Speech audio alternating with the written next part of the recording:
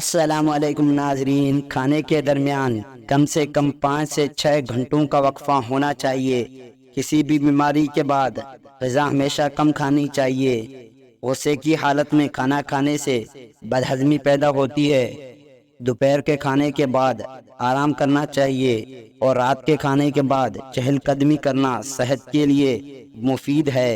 لال مرچ کا زیادہ استعمال کرنے سے معدے، آنکھوں اور دماغ کو نقصان ہوتا ہے۔ بیت الخلاء میں زیادہ بیٹھنے سے دماغی امراض لاحق ہونے کا خدشہ ہے۔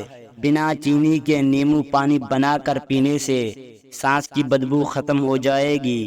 ہاتھوں پر گائے کی چربی سے مالش کرنے سے سامنا ہاتھ گورا ہو جاتا ہے۔ کچا دودھ پینے سے معدے کو طاقت ملتی ہے۔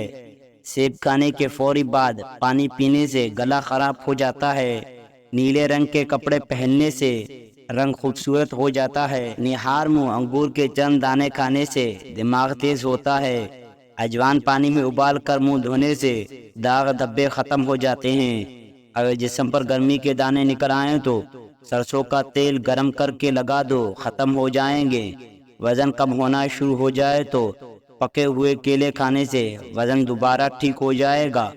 پانی نیم گرم پینے سے دماغ تیز ہوتا ہے۔ یاد رکھیں، دیر سے اٹھ کر ناشتہ کرنے والے کبھی بندہ کبھی وزن نہیں کم کر سکتا۔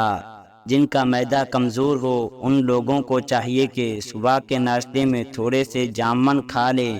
معدہ مضبوط ہوگا اور غذا جلدی ہضم ہو جائے گی۔ گنے کا رس گلے میں خراش اور نزلے کے لیے بہترین علاج ہے۔ گنے کا جوس بخار کی شدت کو توڑتا ہے۔ گنے کا جوس ہڈیوں کو مضبوط کرے گا۔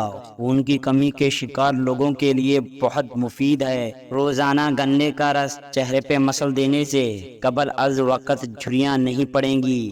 جن لوگوں کو شوگر یا بلڈ پریشر کا پرابلم ہو وہ کئی کا استعمال کیا کریں۔ اس میں آئرن کی افراط مقدار ہوتی ہے۔ یہ خون کی کمی کو دور کرتی ہے۔ نکسری کا خون بند کرنے کے لیے ہری دھنیا کا پانی نکال کر سونگھیں۔